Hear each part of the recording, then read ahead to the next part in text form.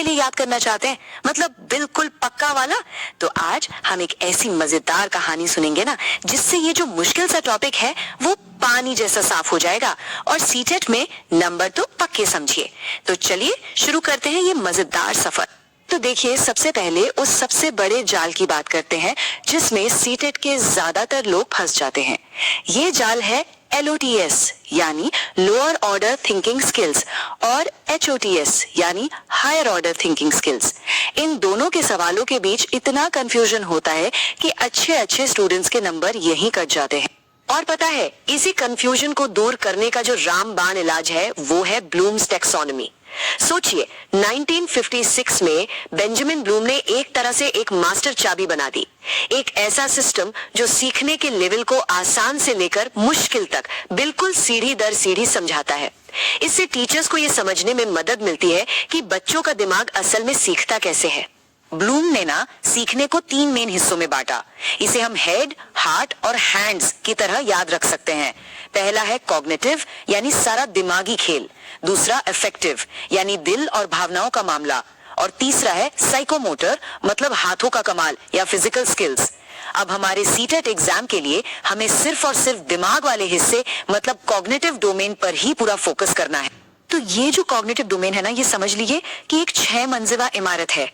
पहली मंजिल है याद करना, रिमेम्बर, फिर आती है समझना, अंडरस्टैंड, उसके ऊपर लागू करना, अप्लाई, फिर विश्लेषण करना, एनालाइज, फिर मूल्यांकन करना, इवैल्यूएट, और सबसे ऊपर 6ठी मंजिल पर है कुछ नया बनाना, क्रिएट।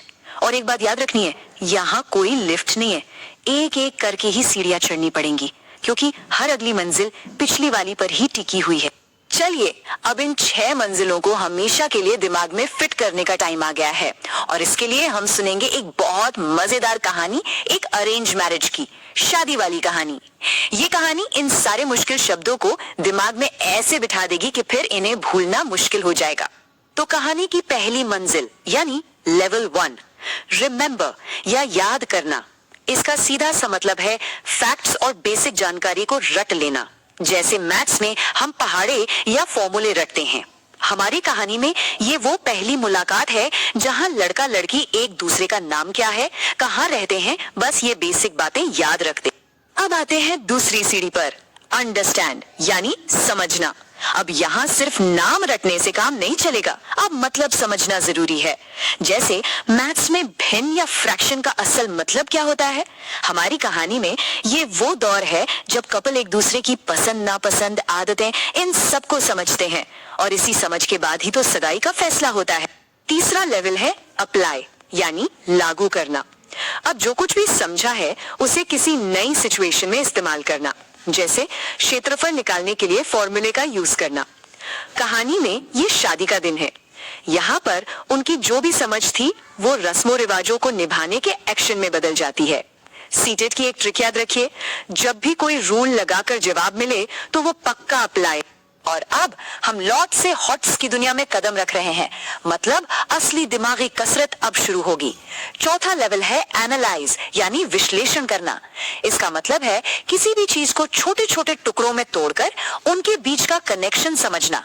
कहानी में शादी के बाद नए परिवार को समझना, कौन किससे कैसे जुड़ा है, परिवार का माहौल कैसा है, बस यही तो है विश्लेषण। पांचवा लेवल है इवैल्यूएट यानी मूल्यांकन करना। यहाँ आप एक जज की तरह हैं, सही गलत, बेहतर और कम बेहतर के बीच फैसला करते हैं और अपने फैसले के पीछे कारण भी बताते हैं। कहानी में जब कपल किसी बड़ी पारिवारिक समस्या पर बात करता है, सारे फायदे नुकसान को तौलता है और फिर मिलकर सबसे अच्छा रास्ता चुनता है, तो वो मूल्यांकन ही तो कर रहा। और अब हम पहुंच गए हैं सबसे ऊंची टॉप मंजिल पर, क्रिएट यानी कुछ नया बनाना। ये वो लेवल है जहां सिर्फ जानकारी का इस्तेमाल नहीं होता बल्कि कुछ बिल्कुल ओरिजिनल बनाया जाता है। हमारी कहानी में कपिल अपने सारे अनुभवों, अपनी समझ और अपने फैसलों को मिलाकर एक नया और खुशहाल घर बनाता है, अपनी एक नई दुनिया बनाता है। यही तो है असली क्रिएशन। अच्छा, यहाँ एक जरूरी अपडेट है। साल 2001 में इस टैक्सोनॉमी का नया वर्जन आया। इसमें 2 बड़े बदलाव हुए। पहला, ज्ञान जैसे नाउन वाले शब्दों को याद करना जैसे एक्शन वाले शब्दों यानी वर्ब्स में बदल दिया। और दूसरा सबसे बड़ा ट्विस्ट, आखिरी 2 लेवल की अदला बदली हो गई। अब क्रिएट करना मतलब कुछ नया बनाना मूल्यांकन करने से भी ऊपर सबसे टॉप का स्किल माना जाता है। तो चलिए आप खोलते हैं सीटेट का वो राज जिसकी बात हमने शुरू में की थी। पहले 3 लेवल याद करना, समझना और लागू करना, ये है LOTS आसान वाले, और अगले 3 विश्लेषण, मूल्यांकन और सृजन, ये है HOTS। और सीटेट का सबसे बड़ा ट्रैप क्या है? अप्लाई को HOTS समझ लेना। इसको गांठ बांध लीजिए। अप्लाई करना LOTS की आखिरी सीढ़ी है, HOTS की पहली नहीं। ये स्लाइड तो समझ लीजिए CTET की चीट शीट है। इसका स्क्रीनशॉट अभी ले लीजिए। ये वो जादुई कीवर्ड्स हैं जो एग्जाम में सवाल देखते ही सही लेवल पहचानने में मदद करेंगे। इन एक्शन वर्ब्स को अगर याद कर लिया तो स्पीड और एक्यूरेसी दोनों रॉकेट बन जाएंगी। और अगर अब भी थोड़ा बहुत कंफ्यूजन है तो ये रहे 3 एग्जाम हैक्स। सीक्वेंस के लिए याद रखिए, राजू और आर्मी ऑलवेज ईट्स करी। कहानी वाली ट्रिक तो अब तक दिलो दिमाग में बस ही गई होगी। और सबसे जरूरी लॉट्स/हॉट्स ट्रिक, पहले 3 लॉट्स, आखिरी 3 हॉट्स। बस इतना ही तो है। चलिए अब हो जाए एक क्विक टेस्ट। तैयार है? पहला सवाल, पहाड़े सुनाना कौन सा लेवल है? सोचिए सोचिए। बिल्कुल सही, ये है रिमेंबर, क्योंकि ये सिर्फ रटी हुई जानकारी है।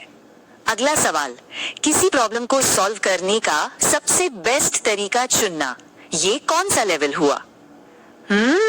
एकदम सही सोचा, ये है इवैल्यूएट, क्योंकि यहाँ जजमेंट दिया जा रहा है, फैसला लिया जा रहा है।